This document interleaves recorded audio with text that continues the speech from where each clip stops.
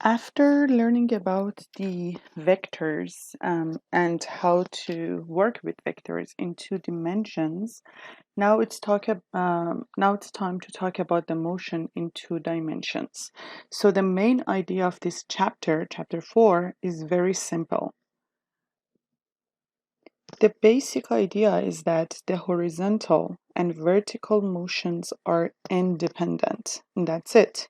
So what we are going to do in this chapter is that to apply the idea of independence of motion to many common physical systems. Okay, let's start with the very simple case. So let's consider the motion with constant velocity. So motion with constant velocity. And let's see how we're going to apply this independent horizontal and vertical motions in the case that we have the constant velocity. To begin with, let's just consider the simple situation. So for this situation, I have a turtle who is at the origin. So this is my origin. This is my x-axis and y-axis. And then I have a turtle starting at the origin at t equals to 0 and moves with a constant speed. Let's call it v0 equals to 0.26 meters per second in a direction 25 degrees above the x-axis. Now the question is, how far has the turtle moved in the x and y directions after 5 seconds? Okay, so the unknown is that I know that delta t is 5 seconds, and I want to find d. All right, so again, like always, I start with sketching such a situation. All right, so I know that theta is 25. Okay, so this is my theta here, equals to 25 degrees. And then this is the turtle. I have a very beautiful turtle here. I don't know if it looks like a turtle, but let's consider that this is a turtle. Okay, it looks better. And then I know that the turtles start with v naught, which is the initial velocity. So after t equals to 5 seconds, he will end up somewhere here, right? I want to find this distance.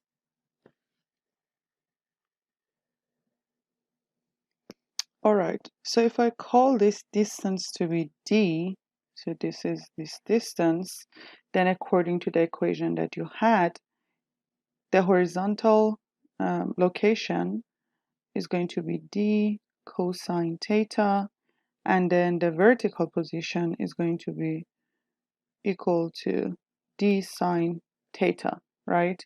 Okay, so if I find d from the equation of motion with constant velocity, d equals to v naught t, so, and this is something that you studied in chapter 2, then I get d to be 0.26 meters per second times 5 seconds equals to 1.3 meters.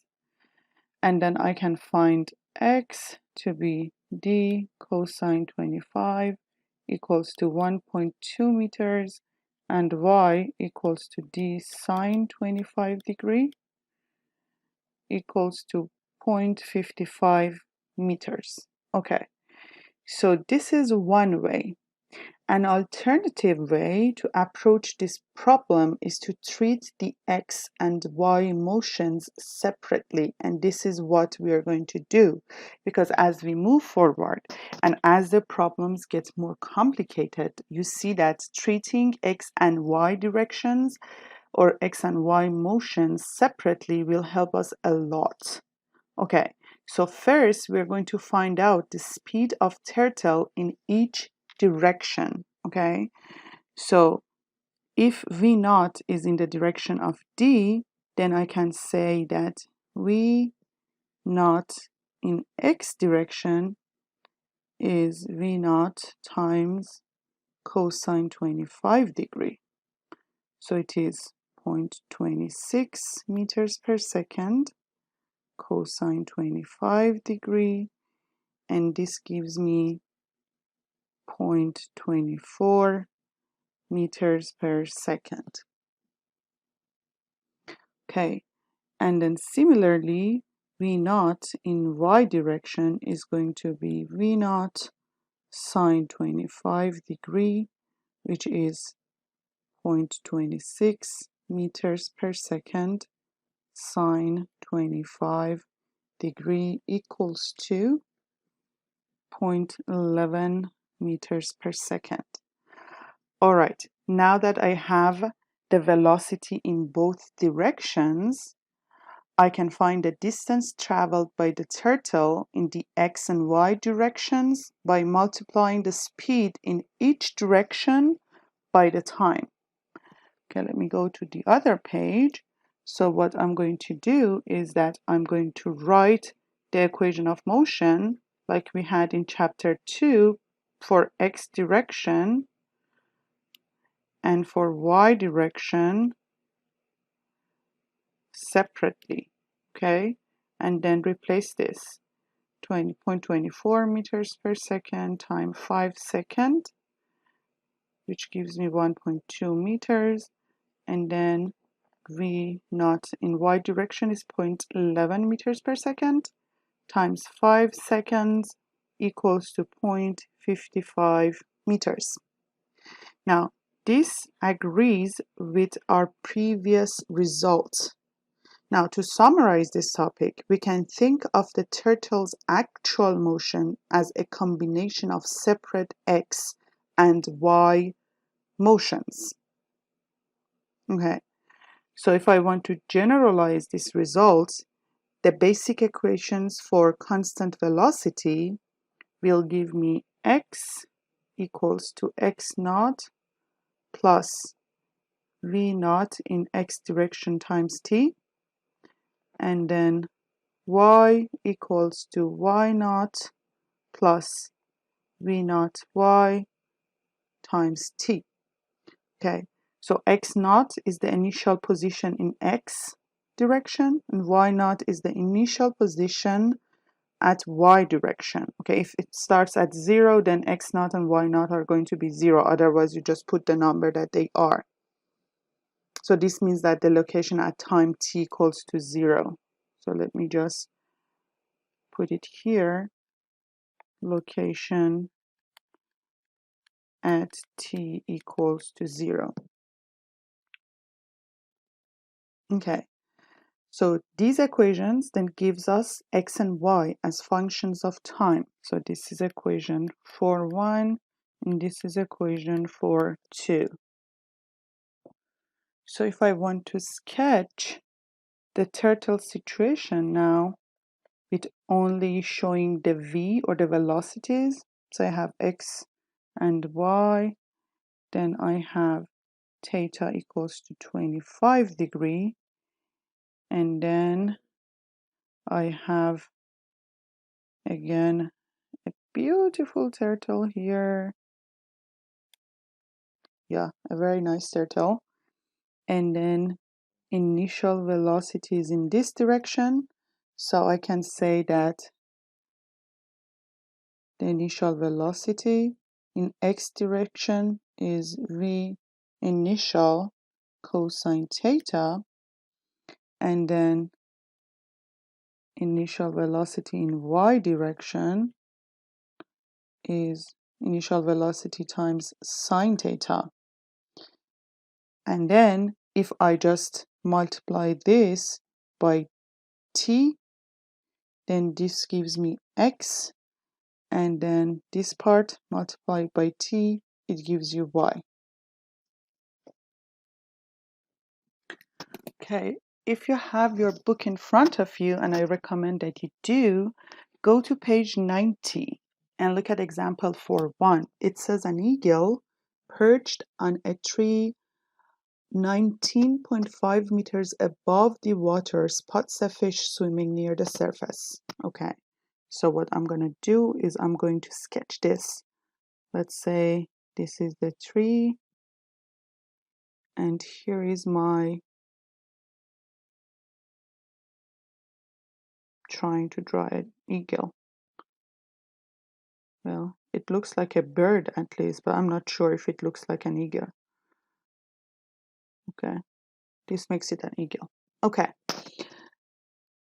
Okay, so it sees a fish swimming the near surface, and then the eagle pushes off from the branch and descends toward the water.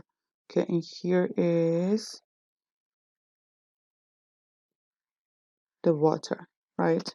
So here is the fish.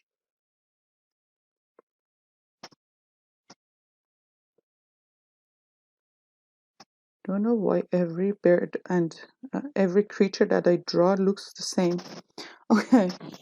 By adjusting its body in the flight, the eagle maintains a constant speed of 3.1 meters per second at an angle 20 degrees below the horizontal. Okay, so let's just start by writing the known. Okay, before even writing the known of the problem, it's important that I set up a coordinate system. Okay, so that I know what is what. So I set my coordinate system. So this is my X coordinate system, and this is going to be my Y coordinate system, and this is my origin, 0. All right, so eagle at the beginning has an initial height. So the height that is 19.5 meters. And then it is descending with the velocity or initial velocity of 3.1 meters per second, and then the angle, which is 20 degrees below the positive x. Okay, so this is the angle here. All right, so known of the problem, it gives me height equal to 19.5 meters, and right away I know that this is my initial y, right? Because height is in y direction. And then the initial velocity is 3.1 meters per second, and I have theta that is 20 degrees. All right, the unknown of the problem. The problem asks me in part A, how much time does it take for the eagle to reach the water? Okay, so what is time? And this is for part A. And then in part B, it asks me how far has the eagle traveled in the horizontal direction when it reaches the water? Okay, so this means find X. Okay. Another information that I have, and that is from my own coordinate system, is that the initial X is 0. Okay, this is how I set the coordinate system. So when you have a problem like this, it is the best to treat the eagle's flight as a combination of separate x and y motions. Since we're given the constant speed of the eagle and the angle at which it descends, then we can find the x and y components of its velocity. Okay, for that, I'm gonna draw this part, the velocity vector here separately so you can see. So this is my initial velocity in this direction, and this is angle theta, right? So with that, I know that this is V naught x, and then this is V naught in y direction. All right, and you see that V naught y is pointing downward. So this is opposite of all the problems that we solve in example. So this is negative. The component of y of the initial velocity is downward. So I can write v naught x to be v naught cosine theta, which is 3.1 meters per second cosine 20 degree. So v naught x is 2.91 meters per second. So I'm just going to do this so I don't lose this. And then v naught y is going to be negative v naught sine theta. Why? Because I set the coordinate of y, or positive y, to be upward, and then this component is downward. So this pointing downward. So this is going to be 3.1 meters per second, sorry, negative, sine 20 degree, and then component y is negative 1.06 meters per second. Alrighty, now that I have both v naught in x direction and in y direction, then I can solve it for t. Okay, so for t, if I look at the equation for y, which is y equals to y naught plus v naught y t, then I have everything that I want in order to find t. So then t becomes y minus y naught divided by v naught y. Okay, so let's replace it. So y is going to be the like the initial height, or it is the height. Okay, so it is 19. Oops, my mistake. That is y naught, that is 19.5. So y is the second position. So when it falls or descends onto the water surface. So this means that it goes back to y equals to 0. So 0 minus 19.5 meter divided by negative 1.06 meters per second. And you see that both nominator and denominators are negative, so t is a positive number as we expect. So the time will be 18.4 seconds. So this is for part A. For part B, where I want to find x, I just simply use this equation. X equals to x naught plus v naught x times t.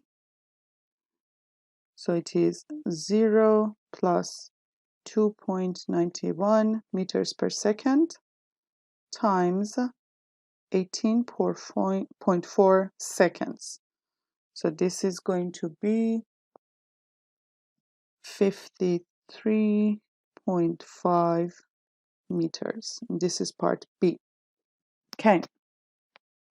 Now, you might want to ask me that if it was possible to find t from this.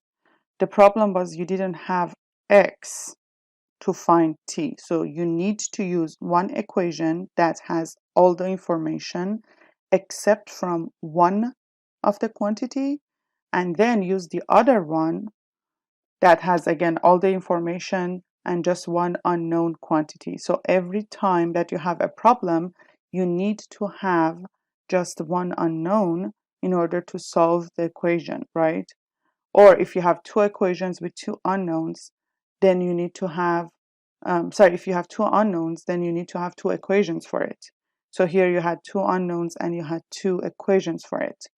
But if you don't have the x and then you don't have the t, then you cannot solve it. So I needed to use the y equation here so that I can first figure out t, and then replacing t in the second equation, I could find x. I can say the same separation, or I can do the same separation for the equations that we had for constant acceleration. So in case of constant acceleration, we can use the same type of independent equations. So in chapter 2, we only had the equation for x. So x was equal to x naught plus v naught t plus half a t squared. Okay, now that we are working with 2-dimension, then I know that this initial v should be in x direction, and then acceleration should be in x direction too. And then I can write the same thing in y direction. So I can write that y equals to y naught plus v initial in y direction times t plus half acceleration in y direction times t squared. So this is equation 4.3a and 4.3b on your book. And then the same approach gives velocity as a function of time.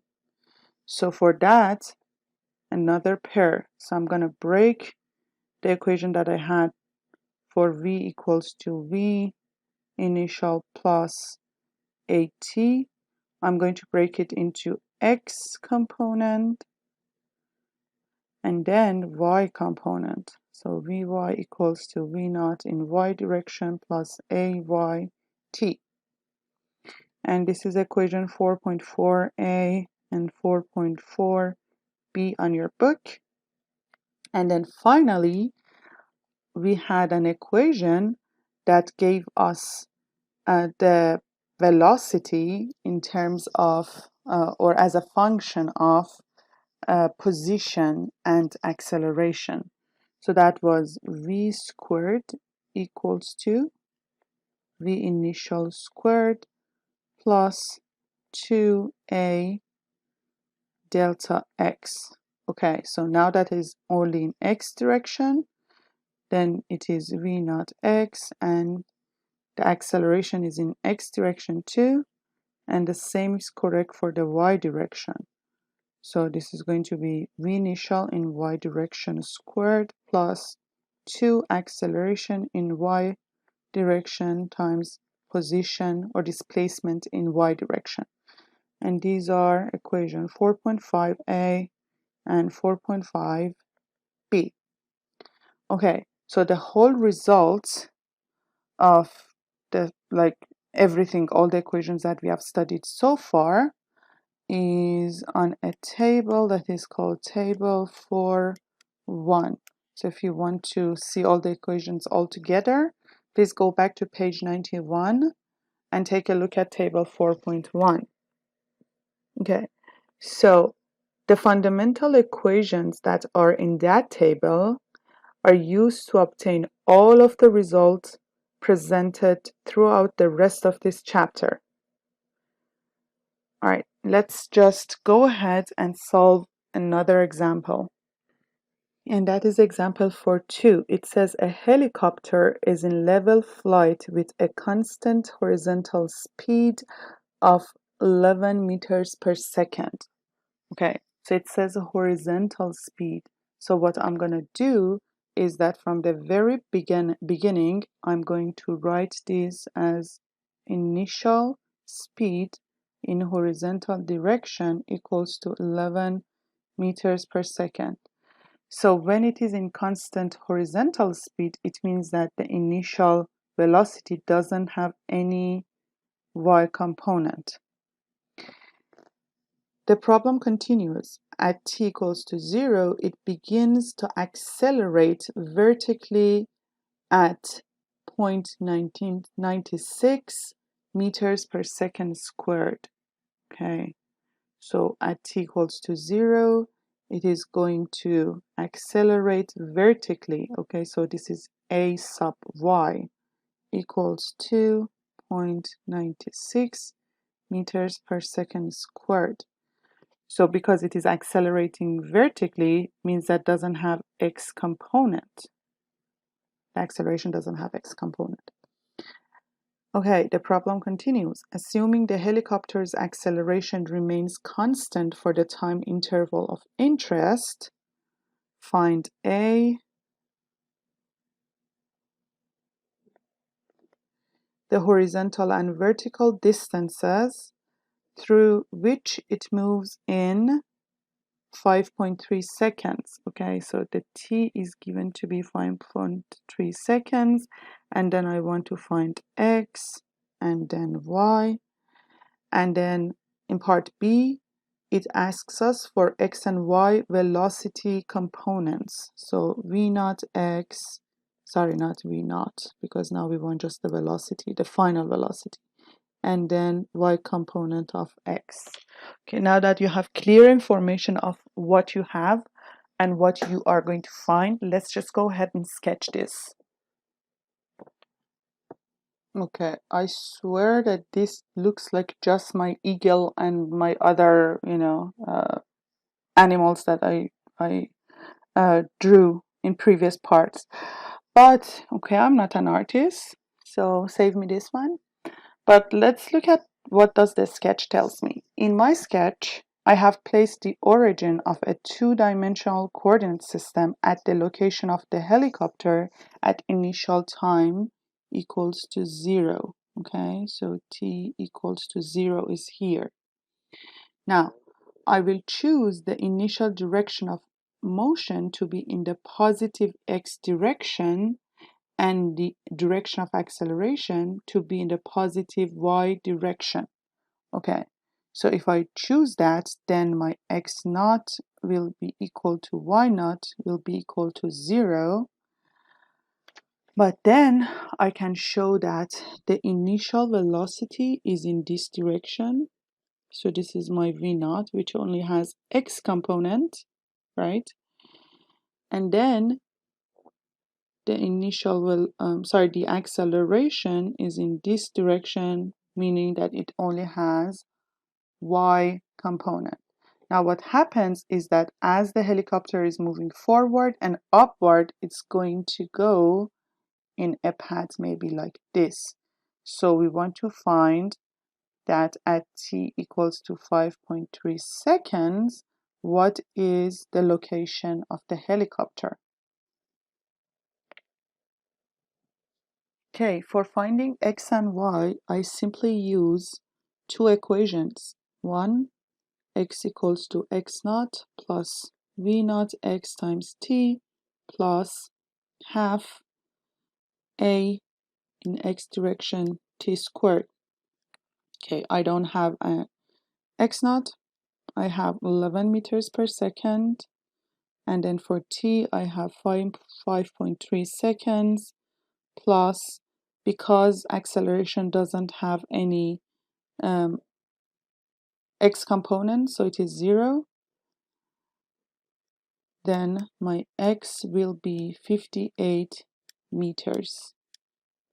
Okay, I use the same type of equation but in y direction. Y equals to y naught plus v naught in y direction, t plus half acceleration in y direction, t squared equals to, I don't have any initial position for y, plus v naught does not have any y component, so the second term is 0, plus half a in y direction is 0.96 meters per second squared times 5.3 second squared. So y is 13 meters. Okay, so this was part A. For part B, it asks me to find the x component of velocity and the y component of velocity. So I'm going to use two sets of equation. Vx equals to v initial x plus a in x direction times t equals to, okay, so the initial velocity in x direction is 11 meters per second, and I don't have the x component for acceleration, so the second term is 0, and the result is 11 meters per second. And then in y direction, I have v naught in y direction plus a in y direction times t equals to. So now the initial velocity does not have a y component, so this is 0 meters per second.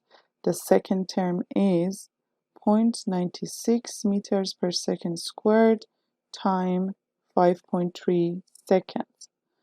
So the velocity, or the final velocity at in y direction, is going to be 5.1 meters per second. So this means that I know that exactly at time 5.3 seconds where the helicopter is and with what velocity the helicopter is moving.